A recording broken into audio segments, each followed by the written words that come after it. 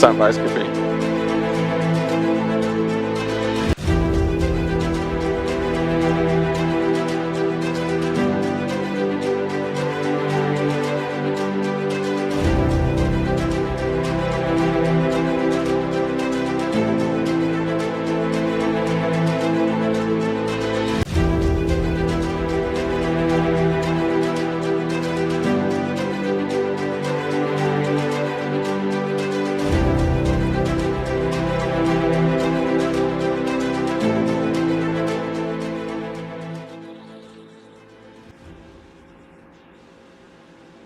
Good evening and welcome to another edition of Vox Populi, that is the voice of the people. My name is Barrington Skippy Thomas, and of course this edition is being broadcasted live in studio there at the Port Mall, but I am home here in Trinidad for a number of reasons, which include, but is not limited to, the bacchanalia of administrative proportions and so with Cal at the airport and ultimately matters antecedent to the sea bridge. So tonight we're going to deal with that, of course. I'm not in a shirt or a dashiki tonight as I would have preferred to be, but I've decided that I would wear this t-shirt in loving memory of my deceased son that I had to bury last Friday, and I thought I would wearing it in solidarity with all the parents in this Trinidad and Tobago that have to deal with and grapple with issues of crime and, losing children and loved ones and the grief processes and so. So that is where we are. Tonight's topic will include, of course, a summary of last week's edition with Akil Abdullah. It would also include the discussions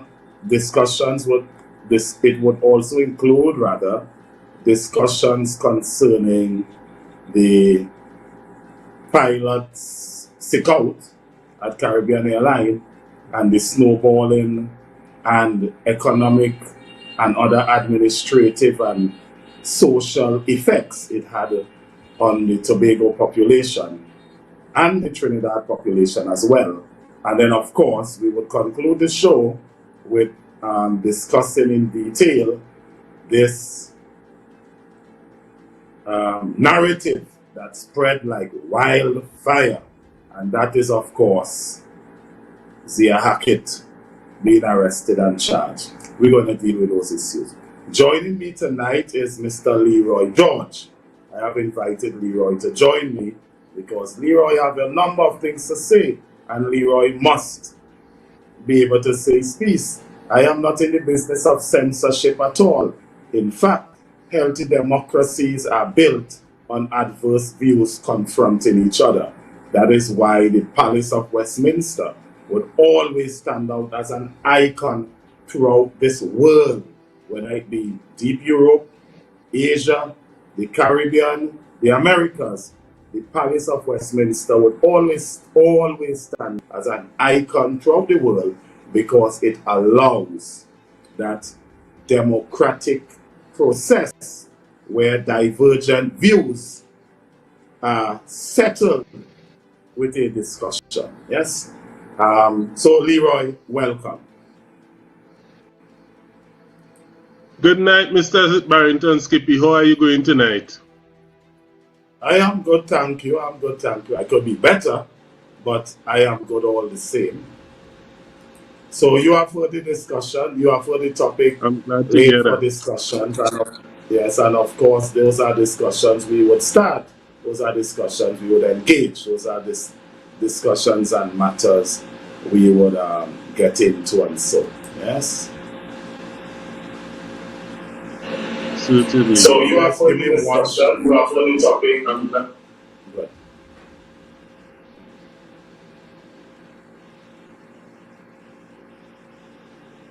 Leroy, I'm not hearing you. I'm hearing you. I was waiting for you to ask a question. You hear what you said, sorry? I said I am hearing you very clearly. I was waiting for you to ask a question. No, well, Did you ask a question? I gave in essence what my introduction were, what are the topics we're discussing, and I'm inviting you to have first preliminary salvo. I'm giving you first preliminary salvo on the three matters laid out, and then I'll return to it. I'll say some things about it, and then we would have a discussion about it. Yes.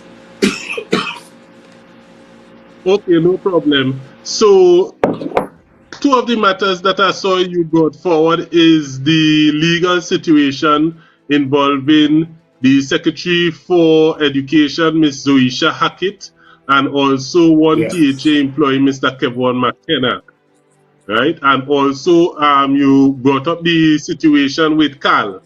Now, the situation with Cal is not one that I have a lot of opinions on, and the opinions that I have are not original in nature at all, nor do they bring any to the public much light that would not have been there in the absence of a research writer such as myself.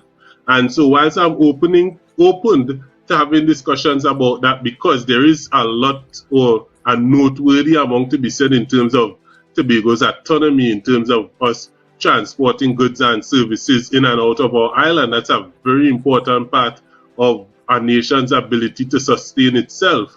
Whilst that is the case, I feel as though that Zia and McKenna story is more interesting, especially considering the legalities involved. We know you are a very brilliant legal mind, and I'm a person I like to pay attention to the Constitution where situations pertaining to Tobago's politics in particular are concerned. So I'm an avid reader of the Constitution where these things are concerned. So I am looking forward to that part of the conversation, probably more so even than the Cal conversation. What about you?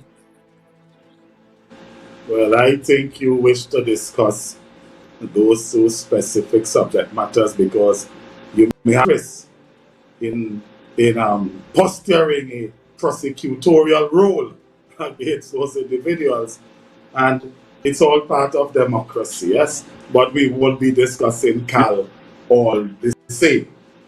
So all the let's get in. Yeah, all the same. We will be discussing the Cal matter all the same. So, producer, can you play the clip for me, please? Well, let us start, of course, with summarizing the Akil Abdullah interview that was held last week. Chief Secretary resigning, the information is that troubling. Are you on medication or anything like that? No, I'm asking you that because you are aware that a lot of people think that you are mad and so, right? How do you respond to those people? That's just your opinion. No, it's not my. You never hear anybody say. All right. A lot of people. No. Listen to me. Look, let's bring this one in. I'm tired of a lot of people. But Jack Warner just said you didn't want me to play Jack Warner. I'm playing our next recording. You want me to play that? I don't know what to say. That is not what I wanted, but let me just say what I wanted. We ended with Akil Abdullah saying he has, or to the effect, he has some damning information, and that is contained between 238.15 and 239.16 of the last interview. But we ended with him saying he has some damning information, and if they were to be revealed, words to the effect that the island of Tobago would not sleep that night, and the following morning would result in a resignation, the first one he said of a chief secretary. Now, what are your thoughts on that? Because, see, I don't want it to appear as if I'm stifling your thoughts, because I certainly have some thoughts on it. And to prosecute my thoughts will take a substantive portion of time. So I want to give you an opportunity. Or you would like me to prosecute my thoughts on it, and then I get back to you? You could go first, I could go first. I don't have a lot of thoughts on that matter. I think that Mr. Akil Abdullah, in this particular situation with the bribes and all, and the claims that he was the whistleblower and all of that, I think he has generally, if we are to understand that the voice recordings we heard in the two scenarios that we heard them, that is the THA emergency sitting voice recording, and then we heard another one about a week ago where we hear what appears to be the voice of Mr. Akil Abdullah, unless we are going as an island to experiment with that conversation about artificial intelligence and all of that. The things that he would have said in both scenarios would have conflicted with each other so heavily. And then also when you consider that 8 years ago in 2015, you had that situation with the ILP where he would have claimed persons would have offered him money to basically bring to an end the ILP in the Tobago space. I think the vast majority of Tobagonians would agree that this individual is not a reliable source of information, and therefore I would not be too particularly excited if he says that he has things on the chief secretary that would result in him resigning. However, even the boy that cried wolf, as you would remember the story, the last time he cried wolf, there really was a wolf involved. And so I'm not dismissing at all the possibility of what he said last with that he having information that would cause the chief secretary to resign. I'm not dismissing that. As a matter of fact, I'm not dismissing anything, but I am saying that he does seem to be an unreliable source of information. What I do know that he said that didn't make a lot of sense to me is where he said that the people of Tobago would not sleep, or Tobago would not sleep. The reality of the situation is, irrespective of what information he or anyone else may have about the chief secretary, the laws, or the law, Act 40 of 1996, is such that the elected assemblyman could at any point appoint any chief secretary, any new chief secretary, even if there was a resignation. And so the resignation of the chief secretary wouldn't be such a thing that would shake Tobago in any shape, form, or fashion, nor would Tobago have to be losing sleep over any such situation. So I think he may be overestimating the weight and value of the information that he has or may not have, depending on whether he's telling the truth or not, at his disposal. That's my only thought off the top of my head concerning that. Because, and I'm grateful for your thoughts, but I want to put some things out. And I want to put it out for a number of reasons. A number of reasons. And I'm not going to preempt it, I'm just going to put it out and then summarize it.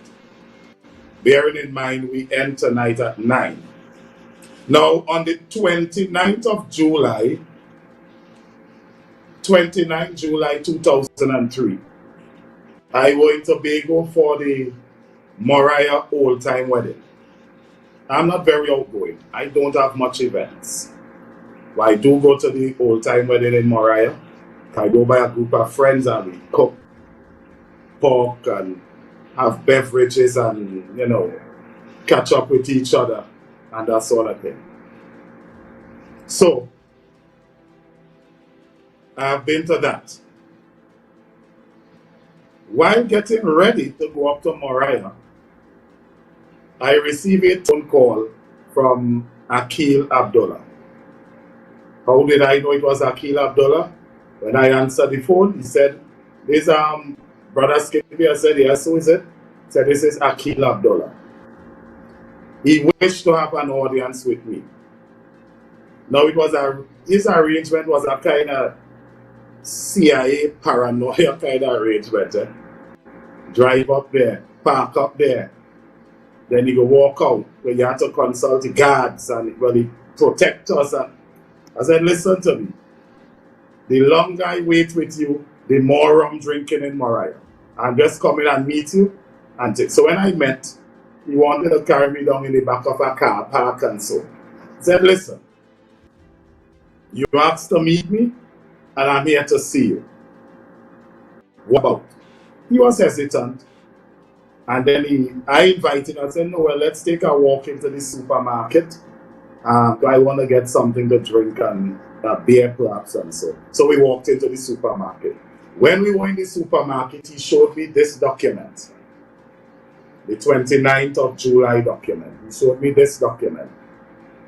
And we'll get it up on the screen now for you all to see it.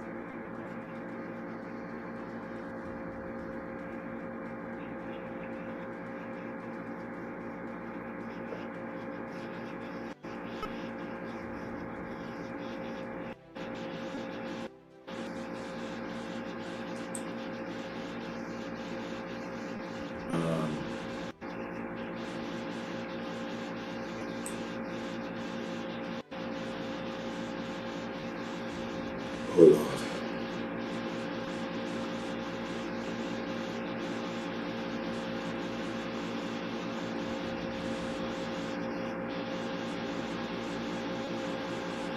Guys, can you put up the 20 document, Mark, July 29, please?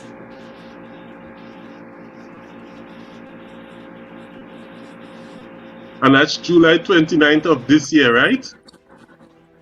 This year. Lovely.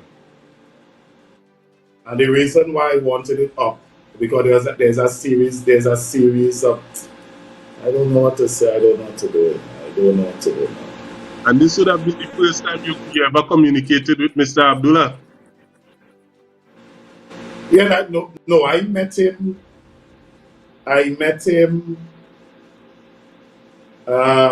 might have been earlier this year or late last year, through a mutual friend who practices at the industrial court.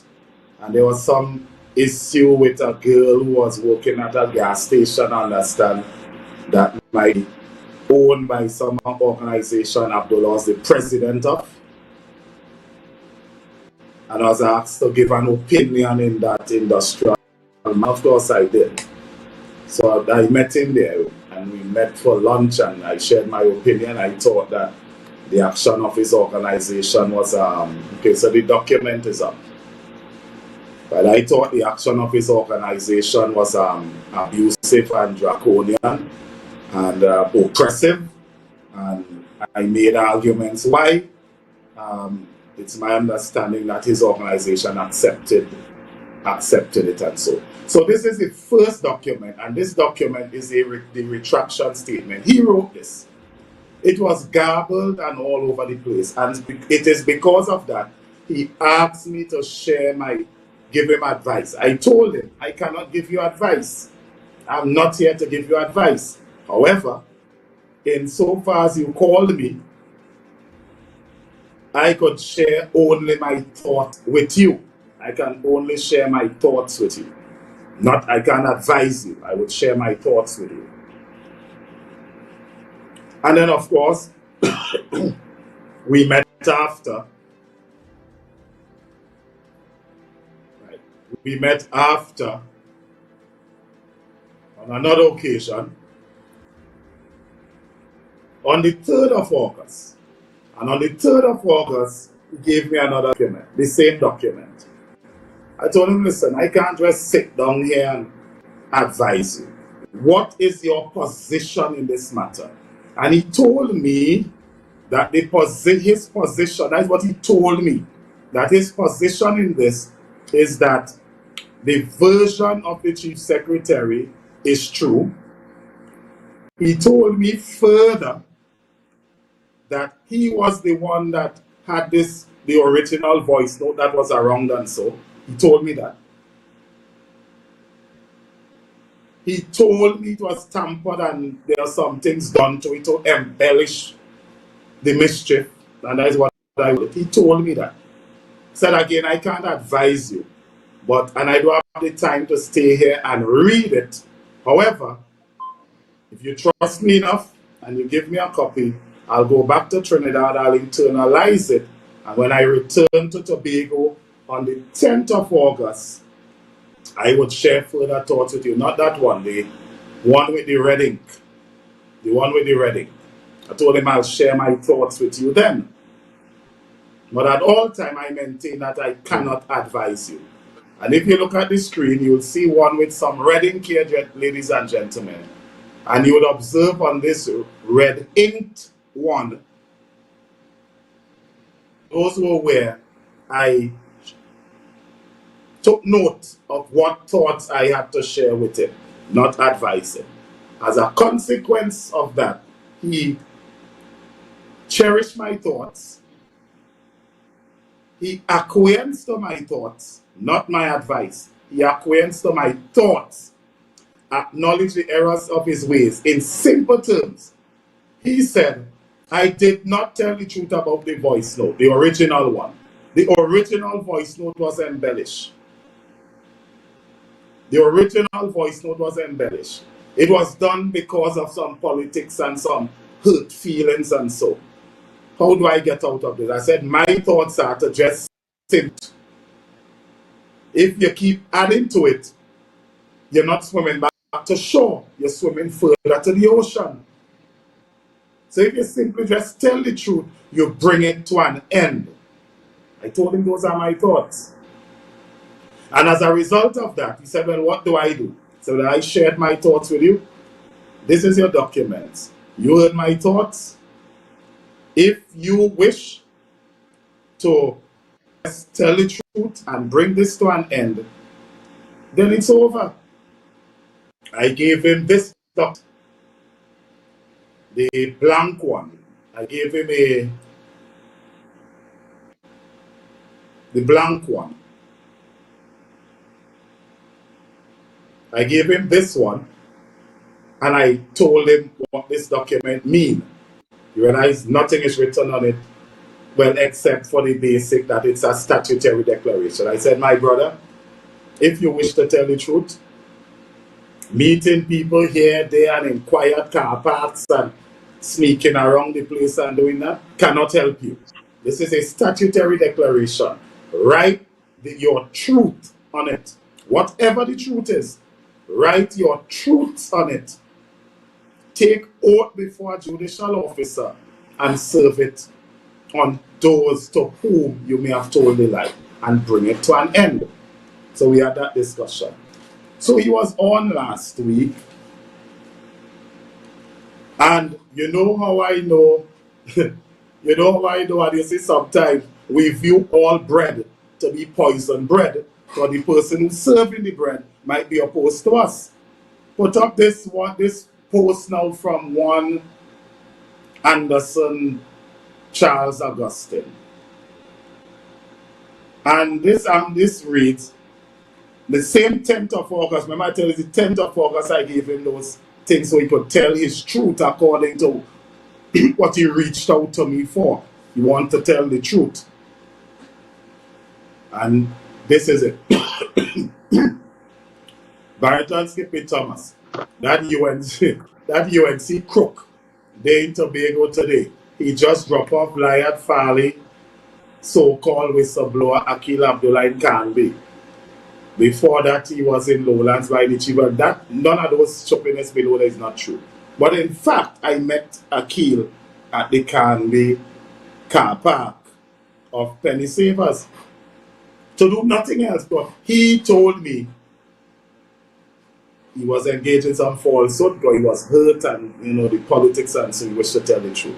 I said, listen, big man, if you had to tell the truth, the way out of it is just do that. Do a statutory declaration, tell the truth. I cannot advise you, but insofar as you reach out to me as a comrade, I would tell you, if you keep telling lies, you're swimming further to the ocean.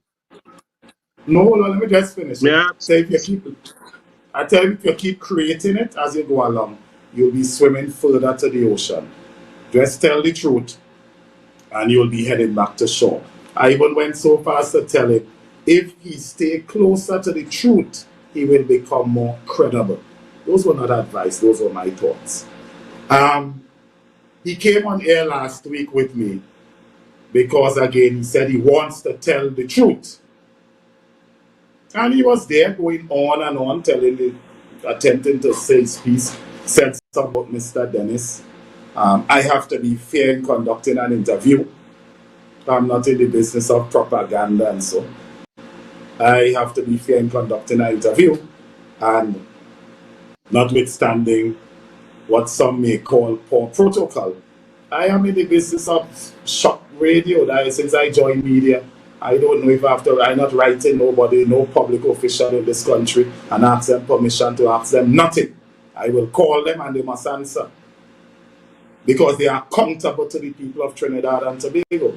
And so as a result, I called Mr. Dennis and highlighted to him that some things are being said here about you by Akil Abdullah. Mr. Dennis did not answer at first. He returned the call and I gave him a say. But among what he said, he confirmed what could be described to be a surreptitious arrangement with Mr. Abdullah.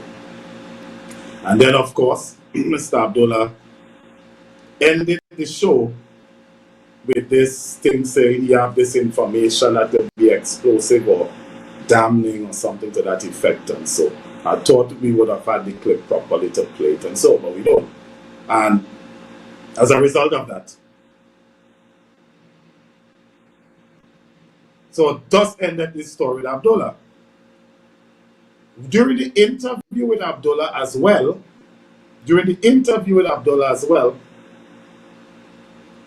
he said with his own mouth that he's grateful for the intervention made by the chief secretary in the chamber because it relieved him. You know, he could breathe, he feel happy that he could get it off, the truth is out. And then there's a second voice note. He said, well, no, he has evidence that he could refute that. So Mr. Abdullah seems to be all over the place. But what I do know, notwithstanding he's all over the place, what I do know, if he is the person relied upon for prosecution of anybody in the Tobago House of Assembly, then that matter is bound to fail.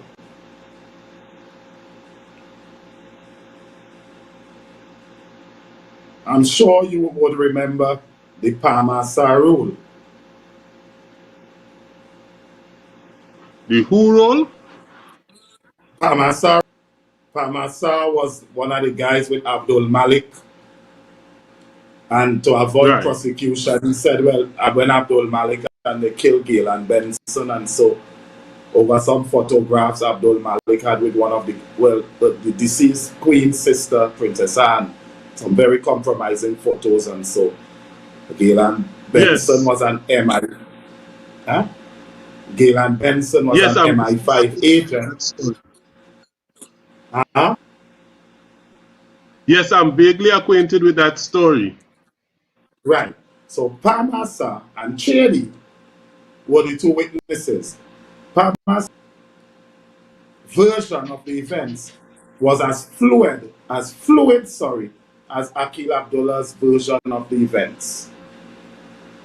Every time he opened his mouth, he has a different version. He's withdrawing one to say the next, and as a result of that, he was deemed to be incredible, an incredible witness. And so years have passed, and there's now a rule known in law as the Parmasa rule. You treat witnesses that are incredulous. Right, so that is my position with that.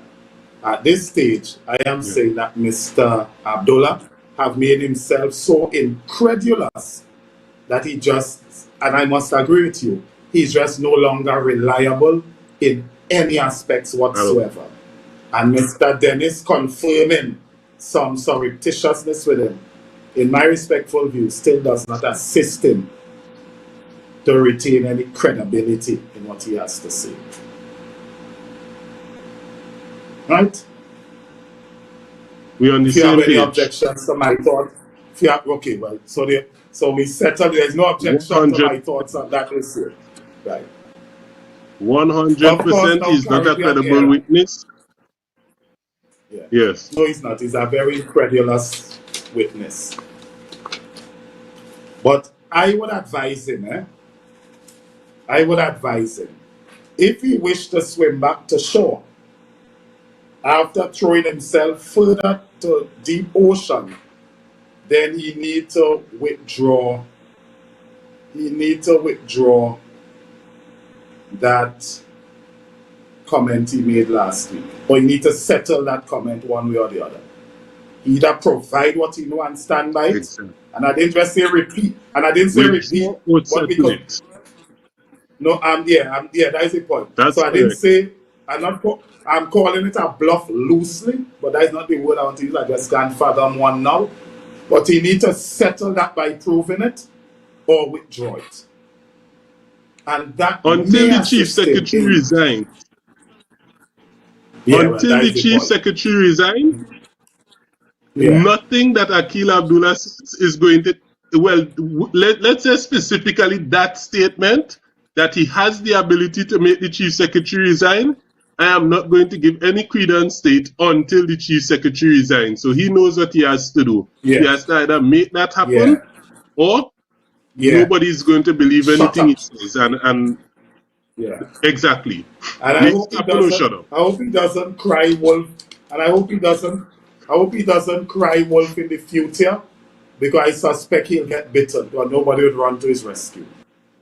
Caribbean Airlines. Yeah, definitely. Now, I have a whole bunch of things I'd put up there, but I'm going to avoid it. Except that I want to put up one. Put up the George Leacock comment for me, please. The George Leacock's post. Only one comment. And then I'll tell you. Because Caribbean Airline, right, this is it. And George Leacock had this to say. Air Canada just canceled all flights to Trinidad and Tobago due to staff issues. Looking for some passengers who are now staying out of Canada. I want to write a headline. Thank you. Come back to us. Now, thank you, come back to us. That post, that comment, with all difference and respect to George Leacock, that is the thoughts of an obscurant. You see, I recognize that in Tobago, Leroy, there's a group who could talk and say anything, and we must write exams based on what they say because they feel so authoritative based on who they are. I do not agree with that nonsense. Tobago, Trinidad and Tobago, in respect to the Caribbean airline embargo, he's trying to say, okay, Air Canada pull out of Canada, but you're not hearing people saying they're not coming, they're not going Canada again, something to that effect. You're not saying that. But you see, when you have airline disruption here with tourists and people doing their business and all that sort of thing,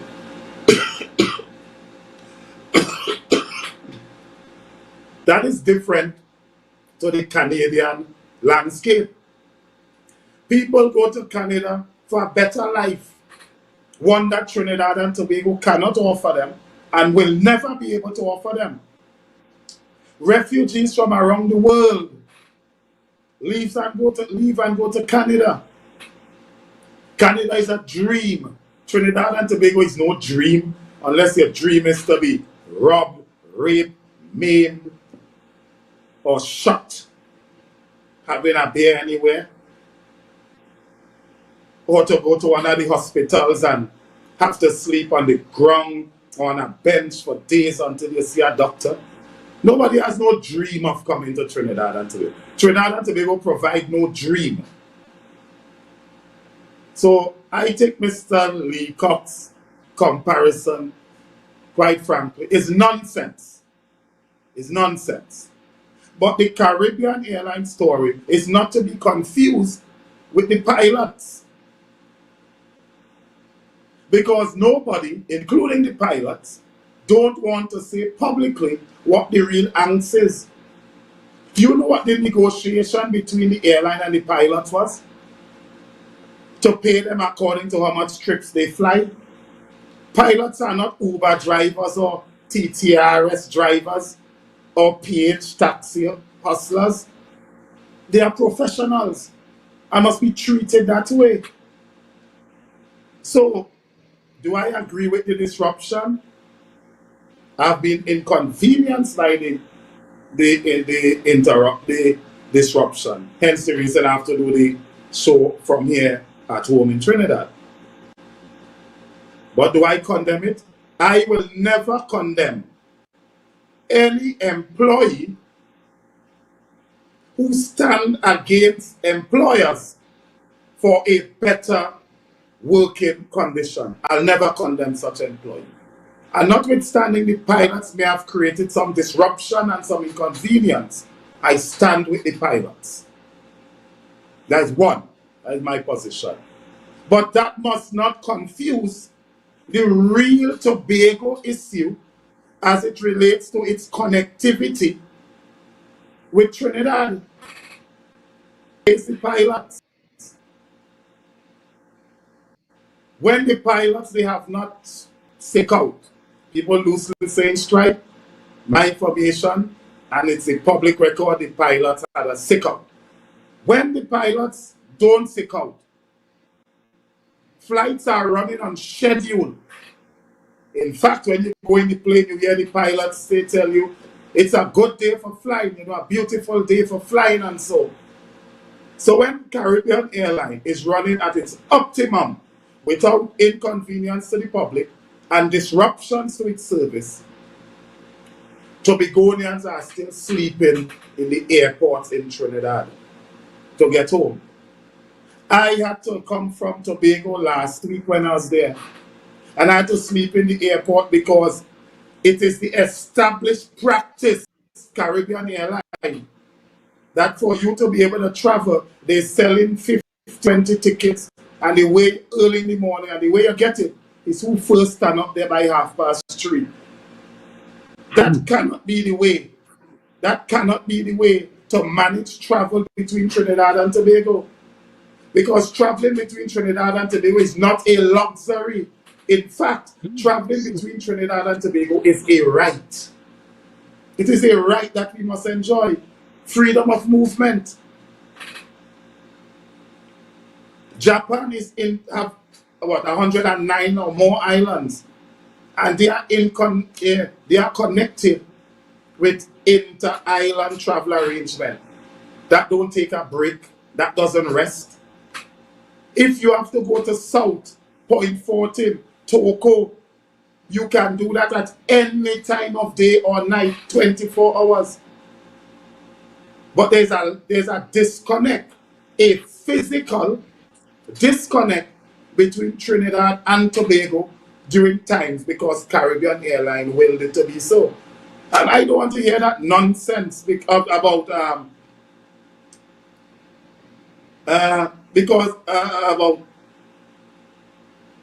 well, it's just a few hours.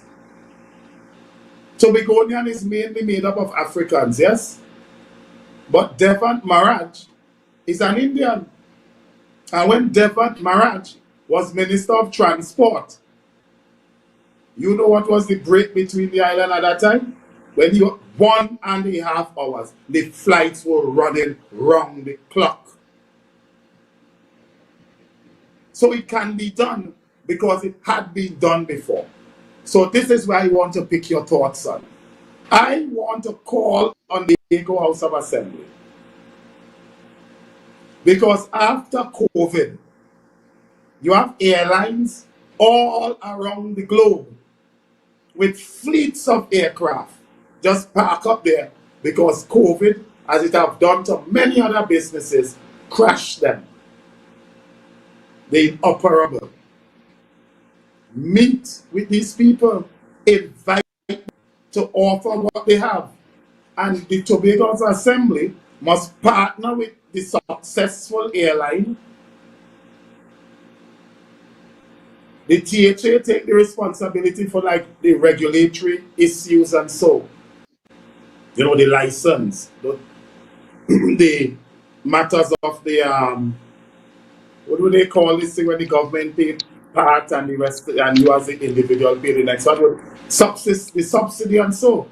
The THA take responsibilities for that, but invite an airline or many and choose the best option, and the THA must take responsibility for that domestic bridge, air bridge between Trinidad and Tobago, and have the airline you're partnering with providing that service, because traveling between Trinidad and Tobago is not free. It is not a luxury. So those are my thoughts on that.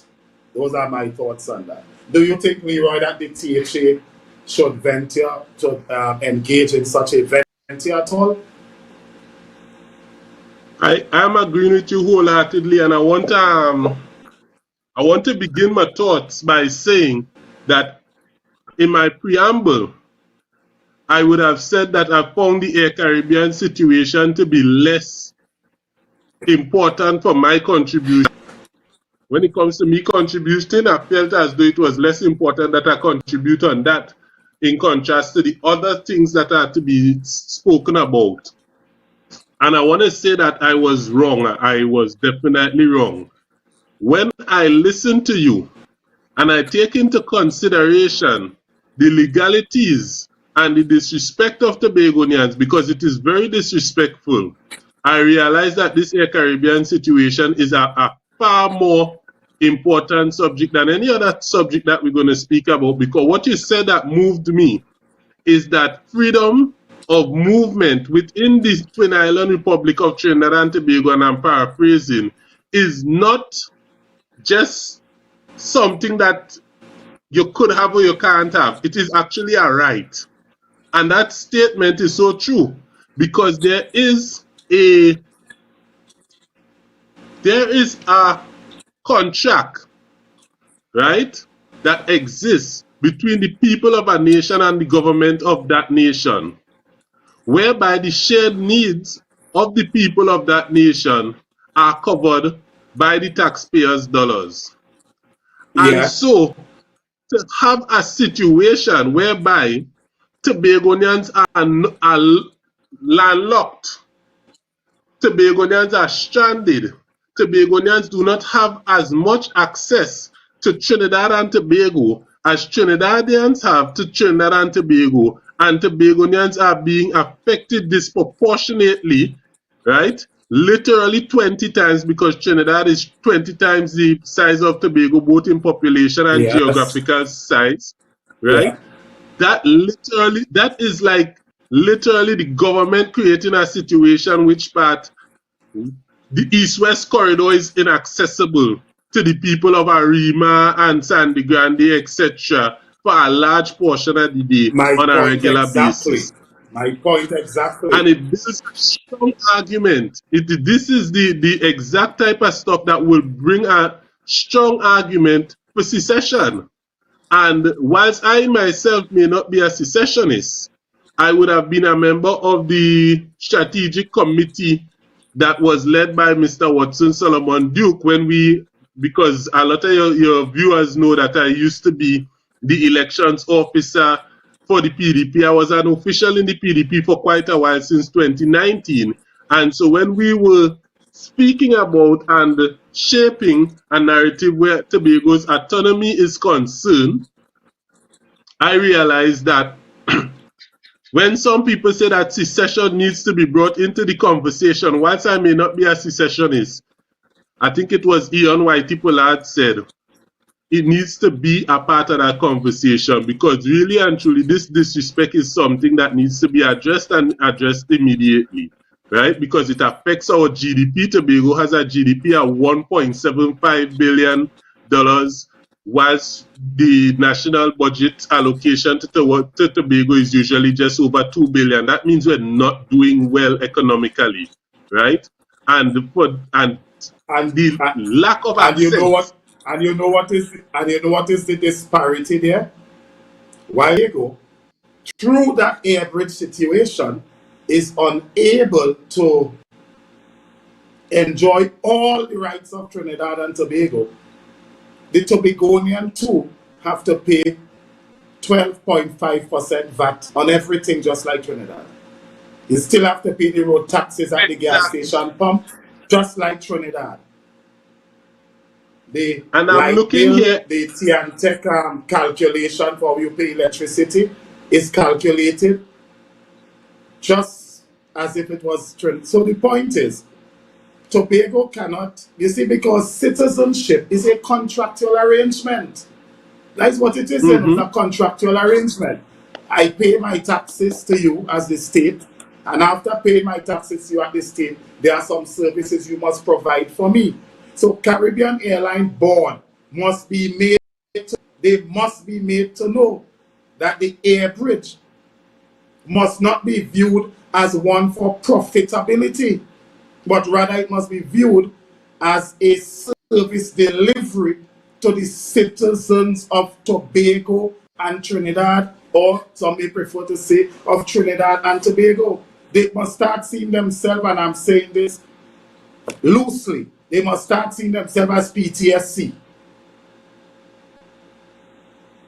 They must start seeing themselves as every other service delivery.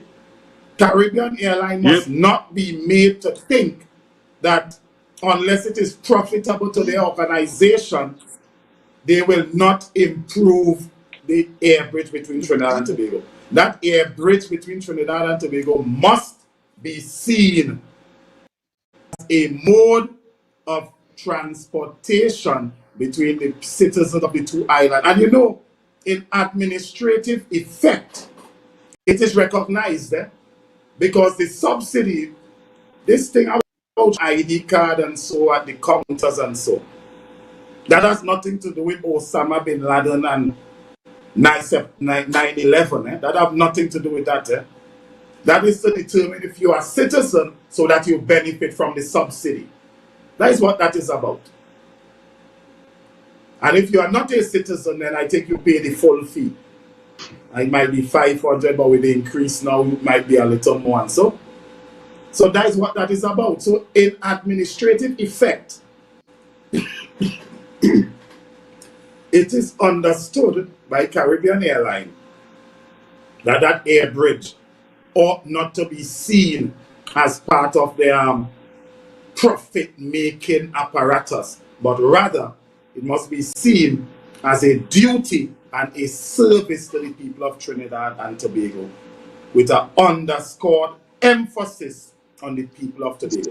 So again, it is my thoughts that the THA, it is my thoughts that the THA should seriously consider partnering with somebody, bringing somebody, take the responsibility for matters of the subsidy and the regulatory issues and so, and let us fix it. Let us fix it. So those are my immediate thoughts on that.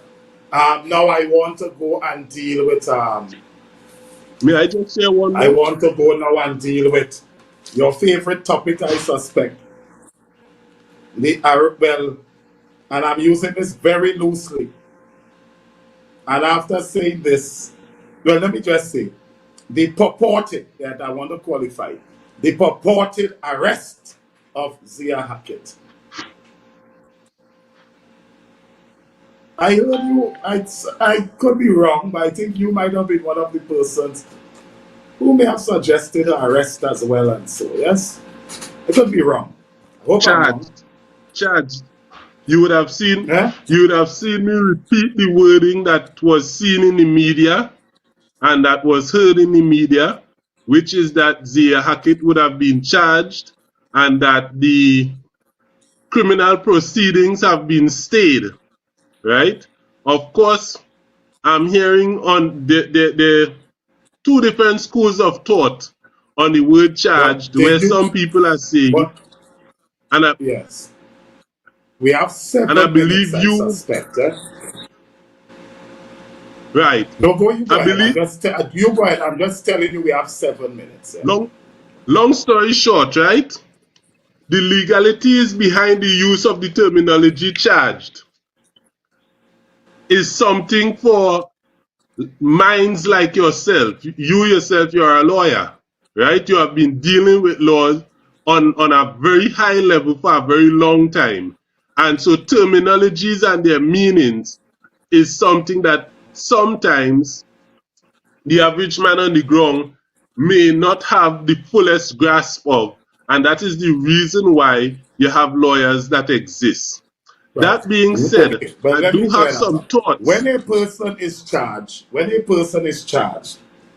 the state is saying, whether it's through the police or through instructions from the DPP, the state is saying preliminarily, prima facie, we are going to put some charges against you and you must respond to them, right? I think in Ms. Hackett's case, my information and my research and reading the law have suggested to me that the charge was, let me just pull up something. The charge may be related to not disclosing. It's related to the Interception of Communication Act. Right. So it's not giving a password and that sort of thing. Specifically, according to Section 6 of the Interception of Communication Act. But one of the things, yeah, right. So not giving some passwords or something to that effect. But I want to say this. Exactly. Anybody could be charged, you know. That's a point I want to make early. Anybody could be charged. But that is why you have the courthouse. That is why you have the courthouse. People could be charged for many different reasons, you know. And a charge does not make you guilty, you know. Again, that is why you have the courthouse. This may not, and I want to emphasize why you have a place called the courthouse. You see, the courthouse is there to administer the law. So, 1 WPC, and this is on the court's order. I've heard in the media that she might be a sergeant, and so I don't know that. I have an order from the court site that I've downloaded from the court. I've seen signed by Mr. Justice Henderson. She's known here as Woman Police Constable Weaver Alley, number 13984. She made an application for an order against Ms. Hackett. Ms. Hackett used the law. Right, keep it up there, guys, and I'll just walk it through. Dated 12th August. Ms. Hackett used the law because the court is closed. So to get the courthouse to open, you must file a notice of application. If you just file that alone, the court will only hear you when its law term reopens because the court is on vacation now. But if you file a certificate of urgency, then the emergency judge will hear you. And I want to tell you something, Trinidad and Tobago. There is always a judge in this country sleeping with their phone on their next pillow. And if they're married, sleeping with their phone between them and their wife or husband head. Waiting on a citizen in this country to call them and say, I think my rights are being violated. I want a hearing now. There is always a judge in this country with their phone ready for that. And that is why there's a term used, and I love the term. That is why they say, courthouse don't close. Right? So, I have not read Ms. Hackett's application, but she made one. The order said that. And upon hearing the order, the court ordered this. The notice of application file is deemed fit for hearing in the court's long vacation. The bar mark I want to tell you, Trinidad and Tobago, to get a judge to hear you on a new matter, especially during the court's vacation, is a very high bar mark. And so I suspect if Ms. Hackett could not satisfy the court about some abuses and some constitutional issues and so, she would not have gotten that hearing. She would not have crossed that bar mark. So I'm satisfied the state through the police may have done something very terrible to cause that bar mark to be reached. That one. The respondent is to file and serve the applicant on the applicant a constitutional motion and judicial review claim. Now, a constitutional motion is simply and no more than this. We have a constitution in this country, I think it's section 4, that outline what our rights are. And the constitution said, which is our supreme law, the only supreme authority in this country is the constitution. And the only authority the constitution recognized to be more supreme than itself is God. Right? No man is above the constitution in this country. No police service is above the constitution in this country. So the Constitution makes some provisions, but the Constitution also says any act or any law that is inconsistent with the Constitution, insofar as its inconsistency is null, void, and of no effect. So Ms. Hackett has a constitutional motion to be heard. And the Constitution and a judicial review claim. Now, judicial review is also a remedy to settle wrongdoing of the state, bad decisions and so. Anybody could make decision. Any powerful people could make decision. Speaking of which, I want to give one example. I know a girl in Tobago who told me she has to do her master's, but because she was a very close supporter of the chief secretary and so, she's afraid to apply for the bursary, because if she gets it, she suspects she'll be accused of receiving a favor because of her closeness with the party in government. And I told her, so let me tell you something stupidly. Go and apply for it. Go and apply for it. And if the consideration given is that you're too close to the governing party and people will talk, go and file a judicial review. There are several grounds for judicial review, and unreasonableness is one.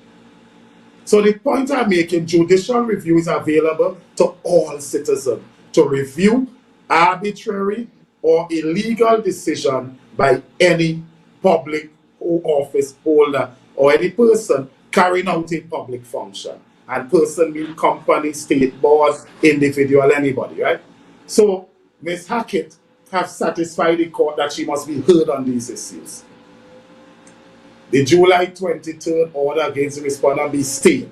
Now, you know what stayed mean? Stay is not like training a dog. You always tell the dog, come, sit, roll over, play with the belly, and then you tell it, Ruffy, stay. That's not what it means. Stay means those charges, the request to go into Ms. Hackett's phone, the request to charge her that she appear before this magistrate and all, that is what stay means. It means that as of now, it does not exist until the court have determined the constitutional motion and the judicial review proceedings. So, there's a journalist there in Tobago, and I want to tell that journalist, it's okay to make bad reports about people on the road.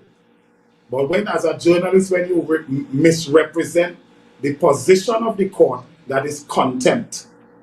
And I'll give Ms. Hackett free advice tonight. I never met her, I'll give her free advice tonight. I have seen the report of the Deputy Commissioner of Police. I saw it on the page. I was looking for it again, I didn't find it. And I've seen the report of that Tobago journalist. The both of them are in contempt of the court for misrepresenting the court. Right? That is free advice. So in essence, that is what it means. That is what it means. So as of now, Ms. Hackett is charged for nothing. There is no charges. That is simply what it means and no more. The court have said, holy okay, Mr. that do exist. That right now, that is imaginary. That do exist until the constitutional motion and so it's heard. But if you have any thoughts, I'll hear them. Would you like my opinion on this? Yes, sure, of course. My opinion, this is as such, right? You have rights and you have responsibilities, right? When you are an elected official, you have just as much rights as anybody else. But when it comes to society, you have more responsibilities because you are not representing only yourself, you are representing other persons. Now, Ms. Hackett and her lawyers have every single right to file for a stay of proceedings where this case is concerned. But the social responsibility, when that is concerned, I think that Ms. Zia Hackett has done the people of Trinidad and Tobago a grave injustice by utilizing that right in a way that misrepresents the realities of the situation. The situation is as such. When you look at the Interception of Communications Act, the court has a right, just as she has a right to challenge the court and to challenge the act, the court has a right to order her to put in her password into her device so that the police could conduct their investigation. Well, Now, one may that is ask not you, how it. I hear you. no, I hear you because this I don't know if they're giving us the seconds. extra time tonight. No, I don't know if Well, we get the extra me time being a tonight, but I guest, heard you. I feel as though you might be trying to intercept my communication right now in a way because you're not happy to hear what I'm about to say and Leroy, what I'm about you're to just say. being bad. You're just being bad, buddy. I'm not doing no such thing. Nothing that the police Leroy, could discover on its own can be used against her or anyone else in criminal proceedings as Section 6 of the Act shows. Leroy, so therefore one must ask, but no, she is causing a bottleneck to our judicial system, and these bottlenecks result in persons staying in remand for ridiculous amounts of time. Tobagonians especially are disproportionately affected by this bottleneck. They cannot spend their remand in Tobago. They have to spend it in Trinidad where they don't have access to their friends and family. And she is doing this for no reason other than to tie the arms of the police. No. And for that reason, I am saying that the people of Tobago need to demand of Ms. Zoisha Hackett that she does the lawful thing, the morally lawful thing, more so than the legally lawful thing, and simply allow the police to finish their investigation. Because she is going to have to do it eventually. Now? Really, yes, certainly. So you're repeating yourself now. I'll give you a long run, right? Now, thank you. If I had to grade that as a paper, I would put not accessible and give you an opportunity to do it again. No, I'm not being rude or well, give me an opportunity to do it. I think you were going, because you were going correct. No, I was understanding what you're saying, but then we end up in the remand yard and legally moral one because morality and of white collar crime. Morality and legality is two different creatures. One, right? But what I want to ask you would be prepared? Would you be prepared to sell or forego your right to be politically correct because your opponents are making a demand on you? I would forego my right to be politically incorrect. Because that's what she's doing. She's being politically incorrect, not correct. I will not. Now, what you're getting into a lot of odiousness now. What? I know the meaning of odious. It's not fair. You be so kind as to tell me what it means? It's not fair to ask any citizen to forbid their right because you have a political demand of them. And I'll tell you why. Because you see that right to be deemed innocent. You see that right to be deemed innocent until you're proven guilty. It didn't happen by abracadabra. And guys, I want the time to explain this. Right? I want the time to explain this. Now I want to explain it. Because that did not happen by... In all ancient England, you know your innocence or guilt was determined. It was determined that the offense is made against you. Complaint is made against you. And there were three methods and three methods only. And assizes used to preside over that. They bound you with your hands behind your back. They bound your feet, throw you into a river. And if you sink, it is the guilt of which you are accused of that caused you to sink. And if you float and your head is above the water so you don't drown, then it is the providence of God that saved you. That is one. There are occasions also they put your hand in a churn of burning oil, boiling oil. Then they wrap it with gauze and send you home. You know the term in court start with matter is stood down, and then they stand the matter down, and you return in 3 days' time, and they unwrap your hand, and if it is infested, then it is the guilt of what you accuse of that infested it. If it's not, it's the providence of God. Being innocent until proven guilty, as is outlined in the Wilmington rule in DPP and DPP and Wilmington, came from a very dark place.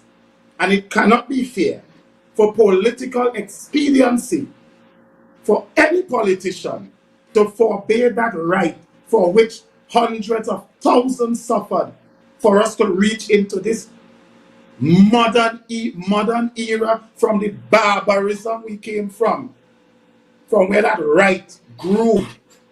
It's not fair to ask anybody, politician, priest, beggar, pauper, not fair to ask anybody to forbade that right to satisfy a political mob that is opposed to them. So I will never agree on asking anybody to forbade that right. The other point is this. Would you agree? Would you agree? Blue collar persons. No, I gave you a long run, you know. Leroy, I gave you a long run. I'll hear your question. I gave you a very long run. I'll hear your question after. So I condemn anybody who suggests that Ms. Louisa Hackett sing together. We can talk together. Infringing on the human rights of Tobagonians disproportionately to Trinidadians that are in remand yard today, that cannot have a fair trial in a timely manner because Ms. Zohisha Hackett is holding up the judicial system. Will you agree or disagree with that sentiment? All right. No, because we all have rights, but my rights should not infringe on us. And right now, Ms. Zohisha Hackett's rights are infringing on the rights to respond to that question. Right now, all right, disproportionately. No, you're grabbing my foot and pulling me down. No, you're grabbing my foot and a very, very terrible place that I don't want to go. And I think it's time to. I think it's time to plead guilty to intercepting your. No, that is it. Guys, take Roy off in remand yard that cannot have a fair trial in a timely manner because of the bottleneck in our judicial system, and also. Yeah, right. Yeah. I was very. Now, giving a person the right to speak is one, giving a person the right to speak their mind is another, and so. But I can't give the right to talk stupidness deliberately, and you're dragging it going down the road when I should be wrapping up and thing. I'm saddened by that, though. I'm really saddened by it. Like, extremely saddened by that. So, yeah, you took him off? Yeah. I have no problem with any, I don't stifle people, I don't, thing, but talking nonsense is one, but maliciously talking it is a next. And I think he reached the stage now he started to maliciously talk nonsense, and that is when me and you have to sever ties. Continue then. So, nobody must take your right away from you. Blood was shed for those rights we enjoy. Remember, we enjoy the rights. The rights we enjoy, and let me just wrap this up. The rights we enjoy are universal rights. Right? Some 1949 rights and so. Those rights came out of as a result of the Second World War. Many of the Rastafarians would remember Emperor Selassie contribution to the United Nations when that right was being debated there, until the philosophy which holds one race superior, and so that is how far that rights go. The Second World War, The universal human rights are a fruit, a child of the Second World War. And for political machinations and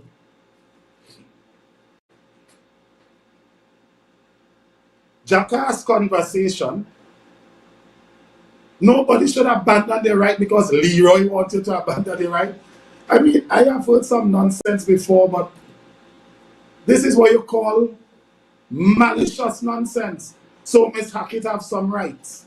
Miss Hackett has asserted her rights. Miss Hackett, as I understand, is not the only person in this country to have asserted her rights before the court. You all remember in this country there is a gentleman with a PhD, Dr. Keith Christopher Rowley, and the Integrity Commission in this country, not Barbados, not New York, not Botswana, not Zimbabwe, the Integrity Commission in Trinidad and Tobago wrote the DPP of Trinidad and Tobago and said to the DPP in Trinidad and Tobago that some charges must be laid against Dr. Rowley. What did Dr. Keith Rowley do? Dr. Keith Rowley instructed his lawyers. He went to the courthouse. He sought judicial review and a constitutional motion was filed.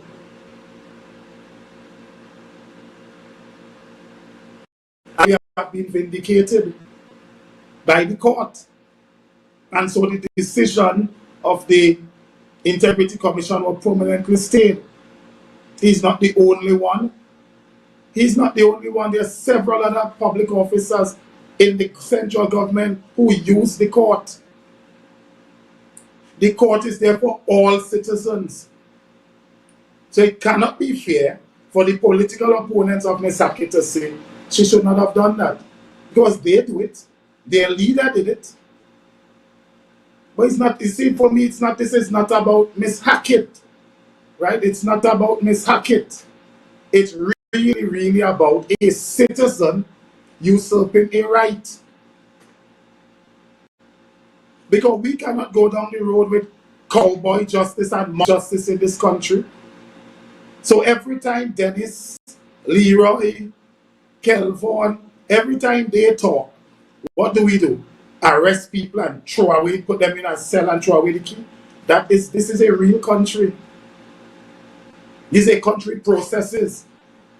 It's not the first time the police is known to be wrong. In fact, I've asked a younger girl in the office, a researcher of sort, I've asked her to research from since 1962 all the judgments of the court against the police in constitutional and JR matters and so. By the time she made 3026, she said, I had enough, I'm not doing anymore. This is stupidness now. I think you make your point. Just say it's plenty. And that is the reality. That is the reality. So everybody in this country, when they are wronged by the state and wronged by agents of the state, wronged by agents of the state, they must usurp, they must utilize, and they must assert their right in the court. But since Ms. Hackett is one of their political opponents, she must not usurp her right. But I want to say to those people, dream on. Dream on. Rights in this country came from a long place. Rights in this country is the child, is the fruit of blood, sweat, and tears. It's not the first time Parliament have been known to have legislation wrong. How much time legislations have been struck down by the court in this country? On many occasions. On many occasions. As recently as the local government bill.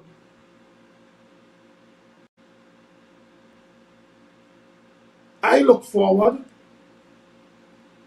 to the constitutional motion being heard. Because a constitution is a living, breathing creature. And it would only be puerile ignoramuses that would suggest that anybody who wished to go to court, that is puerile nonsense that could only flow from the simple and ignorant. It will flow from them because lack of knowledge. And so to merely and simply say things like, well, the acts say that, and the law say that, and the communication, what do you name the communication of, what is the thing name? The interception of communication act say that. I think it's, it might be 13 or something, so of 2020 and so, 18, but something of 2020. Say that. It's not enough. It's not enough, because there are ways to interpret the act, right? There are ways to interpret act, right? There are ways to interpret acts. And one of the ways you interpret an act of parliament to determine its validity is ordinarily 3 methods, and those are 3 recognized legal methods in the law. One is, you must first interpret the act literally, what is written in its literal sense. And if it becomes so absurd, right? If it becomes so absurd, then you go on to what is known as we have the literal rule, so you interpret it in its literal and ordinary meaning. If its interpretation is so absurd, then you go on to the golden rule. I'll give you one example of the golden rule. Remember, our laws flow from British legal system and so. And many years ago, I can't remember the case now, but any first year law student will tell you this case in the golden rule. What had happened is, Parliament said no motorized vehicle or equipment, right? No motorized vehicle or equipment is allowed in a park with pains of punishment and so if you violate it. But there was a woman on a motorized wheelchair. So if it was the literal interpretation, you had to charge the woman in a wheelchair, an old woman in a wheelchair in a park. The House of Lords held clearly that could not have been what Parliament intended. So the literal rule became so absurd, you had to then apply the golden rule. And after using the golden rule, it was understood, well, clearly Parliament mean a truck, a car, a motorbike. Parliament could not have meant an old woman in a wheelchair. So you use the golden rule and you come up with a more reasonable interpretation. But when the golden rule fails also, then there is what is known as the mischief rule.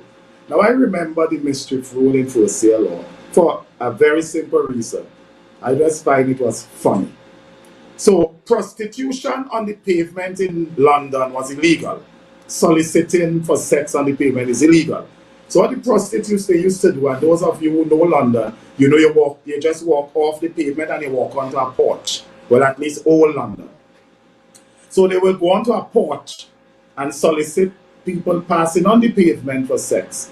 But they charge them still. And in using the mischief rule, the House of Lords held, you can't walk off no sidewalk and go on the porch and try that stupidness. Clearly, the mischief Parliament sought to cure was to prevent the soliciting of sex to passers-by on the pavement. So there are ways you interpret the law. And if you interpret it, and now, the European Court of Justice have introduced something known as the purposive rule. So you use the purposive rule when all else fail. So after you use the 3 established one and the purposive rule, and you examine a provision of an act, And you have reasons to believe, after whatever rule you use, whether it's literal, mischief, golden, or the purposive, and you have reasons to believe that a provision or the whole of an act violates a constitutional guarantee to you. What does the Constitution say you must do? The Constitution say any law that is inconsistent with the Constitution, insofar as its inconsistency is null, void, and of no effect. And the place to determine and settle that is not Balisay House. It's not the Tobago House Assembly Chamber. It's not James Park. It is not in Plymouth home by Miss Hackett. It is in the courthouse. Because Miss Hackett's challenge of any unconstitutional provision in the law is a benefit to Trinidad and Tobago, and it is a benefit to making the law more sanguine. That is where I intend to leave it. And anybody who wishes to disagree with that, then you are from a cave. And you do not love this country. Because its civilized people uses the courthouse to settle their differences. Legal issues are not settled on political platforms. And through political rambling, it is settled in the courthouse. So, Trinidad and Tobago, do have a very pleasant and enjoyable night. And may God bless you. And next week, I will be in Tobago in studio. Right? I hope I did not keep you back, and I hope I did not bore you in any way. Good night, and may God bless you.